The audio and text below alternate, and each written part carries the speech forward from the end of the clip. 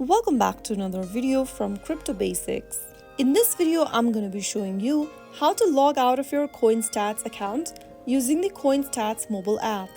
To log out of CoinStats, first of all, launch open the CoinStats application and make sure that you're inside the main homepage. From the home screen, tap on the More button at the bottom right hand corner. From the More menu, tap on your username at the top. Now in the Profile section, you will be able to see the Sign Out button.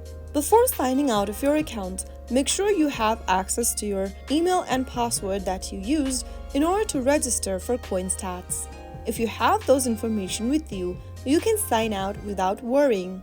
Tap on the Sign Out button and click on Sign Out in the pop-up one more time to confirm. This will redirect you to the main interface and you will be logged out or signed out of your CoinStats account. If you ever want to get back into the account again, you will need your email address and password or the login method that you previously used while signing up for CoinStats. And there you have it. That's how you log out of CoinStats in just a couple of steps using the CoinStats mobile app. If you found the video to be helpful, go ahead and give us a thumbs up.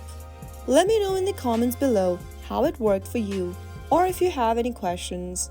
Thank you for watching.